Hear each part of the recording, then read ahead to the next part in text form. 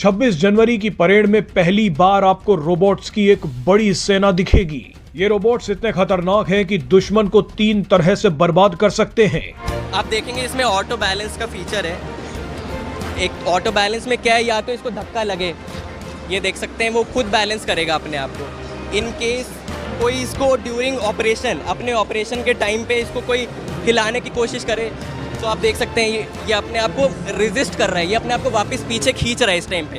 ये देखेंगे आप, ये अपने आप खींच रहे हैं। हाँ भाई साहब, भारत और क्या कर दियो यार मोदी जी। भाई साहब 1-2 दिन पहले कश्मीर में थे हो यार, और क्या करते हो मोदी जी, और कैसे कर रहे हो ये सब। इंडिया आर्मी की तारीफ ही कर सकते हैं, पाकिस्तान आर्मी की तो बिल्कुल तारीफ के काबिल नहीं है जी। जैसे आपके जनरल जाते हैं यहाँ से, चीफ ऑफ आर्मी स्टाफ जाते हैं जी, आपके तो असासे शो कराने की ज़रूरत ही नहीं है उन्हें।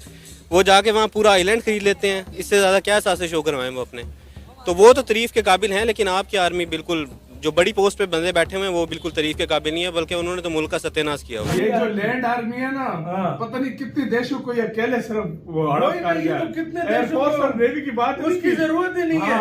ये लैंड में फैले ना तो ये भाई कितने देश पता कर रहा है भाई। ये सिर्फ लैंड आर्मी की पावर है। इतनी पावर यार होती है यार इस लैंड आर्मी ने, मैं कहता हूँ, सबको निकल के रख दे। भाई साहब भारत क्या कर रहे हैं यार, ये मुझे नहीं समझ आ रही। ये जिस स्पीड से भारत जा रहा है यार, एक सबमरीन, एक फ्रिगेट, एक डिस्ट्रॉयर, अगलों के अंदर घुस के अगलों की मार के वापस आ जाए, वो चीजें वो स्टेल्थ फीचर उसमें बहुत बड़ी अकेले में यार, सच में बोल रहा हूँ, बहुत बड़ी पावर है। बहुत बड़ी पावर है ना यार। डिफेंस सिस्टम देख लो, मिसाइल सिस्टम देख लो। अभी तो जो पाकिस्तान के लिए मुश्किल होगा, पाकिस्तान तैयार नहीं होगा, और जब पाकिस्तान तैयार नहीं होगा तो हमारे पास वो कहते हैं कि और वो चीमा कहता है हम का खड़े बेटा, तुम लोग जिधर खड़े उधर ही बैठ जाओ, हम लोग नहीं उनका मुकाबला कर सकते यार। उनका मुकाबला चाइना के साथ है, वजाद हमारी किधर औकात है यार।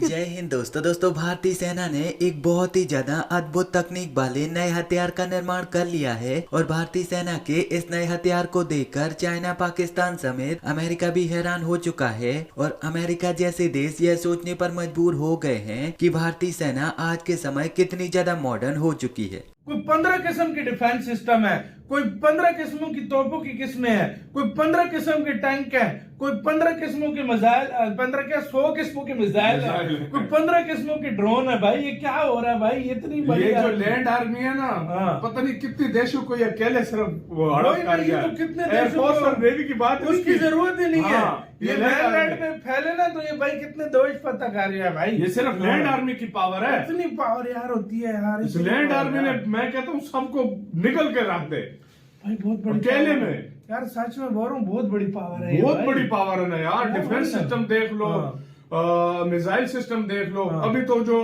सुपरसोनिक का टेस्ट हुआ वो छोड़ दो। वो छोड़ दो भाई, ये हो क्या रहा है सीरियसली, ये माइंड ब्लोइंग है। अब दरअसल 15 जनवरी को भारत ने अपना 77वां आर्मी दिवस मनाया, और इस आर्मी दिवस के उपलक्ष्य पर भारत ने पूरी दुनिया को यह दिखा दिया कि इंडियन आर्मी के पास आज के समय कितने ज्यादा एडवांस और मॉडर्न हथियार आ चुके। आर्मी दिवस के दिन भारतीय सेना ने इंटरनेट पर अपनी तरफ से एक वीडियो जारी किया, जिस वीडियो में भारतीय सेना के रोबोटिक डॉग्स नजर आ रहे थे। युद्ध में ये एक बहुत ही ज्यादा अद्भुत तकनीक है जो कि अभी तक अमेरिका, चीन और रूस जैसे देशों के पास थी, लेकिन अब यह तकनीक भारत के पास भी आ चुकी है। चीन जैसे देश भारत की बॉर्डर पर इस तकनीक का उपयोग करके भारत को बार बार डराने की कोशिश करते थे, और यह दिखाने की कोशिश करते थे कि भारत के सामने चाइना आज के समय कितना ज्यादा शक्तिशाली देश बन चुका है कि उसमें रोबोटिक डॉग्स का उपयोग हो रहा है। लेकिन अब इंटरनेट पर इस वीडियो को जारी करके भारत ने पूरी दुनिया को यह दिखा दिया है कि रोबोटिक डॉग वाली एडवांस तकनीक हमारे पास भी आ चुकी है, और अब भारतीय सेना भी दुनिया की किसी भी देश की सेना से कमजोर नहीं है। युद्ध के समय पर ये एक बहुत ही ज्यादा अद्भुत और अनोखी तकनीक साबित हुई है, क्योंकि यह रोबोटिक डॉग जटिल पहाड़ी जगहों पर भी भारतीय सेना के हथियार और अन्य सामान को लेकर बड़े आराम से जा सकता है, और ऐसी जगहों पर ले जा सकता है जहाँ पर कि किसी वाहन को ले जा पाना बहुत ही ज्यादा मुश्किल साबित हो जाता है। और अगर इस रोबोटिक डॉग पर AI गन को इंस्टॉल करके दुश्मन पर आक्रमण किया जाता है है तो यह एक सैनिक के मुकाबले 5 गुना तक ज्यादा आक्रमण कर सकता है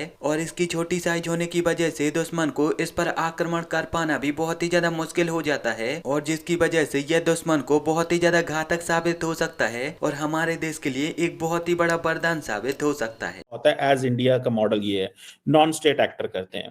इंडिया कहता है कि ये जो हमारी डिफेंस फोर्स है जिन्हें हम आईबीजीज कहते हैं ये इमीडिएटली हिट करेंगे, पाकिस्तान को अटैक करेंगे। जब ये अटैक करेंगे तो ये 7 मुख्तलिफ एरिया से अंदर आ जाएंगे। जब 7 मुख्तलिफ एरियाज में ये अंदर आएंगे तो देन आप उसमें फिर आप देखिएगा कि एक तमाशा लग जाएगा। और फिर क्या होगा, फिर उन्होंने कहा जनाब फिर तो लॉटरी निकल आएगी। लॉटरी इस तरह निकलेगी कि जो जिसे कहते हैं ना कि पाकिस्तान के लिए मुश्किल होगा, पाकिस्तान तैयार नहीं होगा। और जब पाकिस्तान तैयार नहीं होगा तो हमारे पास वो कहते हैं कि 72 से 96 आवर की विंडो होगी। इस 72 से 96 आवर की विंडो के अंदर हम पाकिस्तान का बहुत सारा जो इलाका है या बहुत सारा एरिया जो है वो कैप्चर कर लेंगे और ये करेगी आईबीजीज, ये करेंगे। अच्छा, अब अगर if this that was the model, बाद में लेकिन इंडिया ने कहा जी कि नहीं, हमने ये ऐसी बात नहीं है, हमने नहीं मॉडल सोचा नहीं था, ये था वो था। उसके बाद फिर पाकिस्तान ने आई थिंक जो है एक शॉर्ट रेंज मिसाइल है नसर, वो इंट्रोड्यूस किया, that is a tactical nuclear weapon.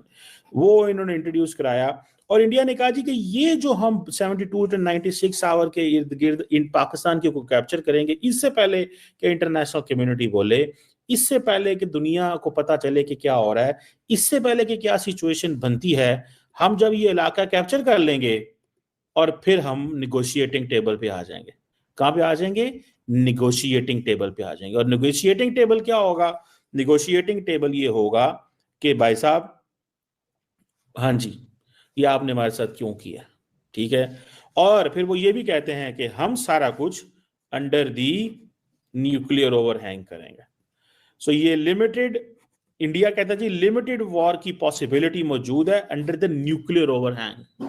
That was the model कि हम लिमिटेड वॉर करेंगे अंडर द न्यूक्लियर ओवरहैंग, यानी कि पाकिस्तान का जो जिसे कहते हैं ना कि हम उसकी जो न्यूक्लियर डॉक्ट्रिन है, what ever which Pakistan has not declared, जो भी न्यूक्लियर डॉक्ट्रिन है, उस न्यूक्लियर डॉक्ट्रिन को भी आज हल्का सा डिस्कस कर देता हूँ कि जी न्यूक्लियर डॉक्ट्रिन ये कहती है कि फर्स्ट जी पाकिस्तान का कोई भारत अगर एरिया कैप्चर कर लेता है तो पाकिस्तान न्यूक्लियर वेपन चलाएगा।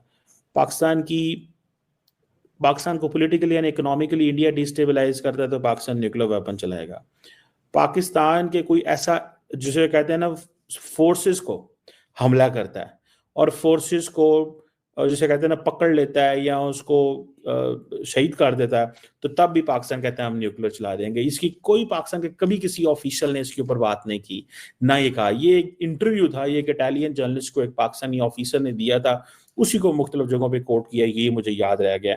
लेकिन we have never heard and seen और known any nuclear doctrine of Pakistan. लेकिन ये सोचा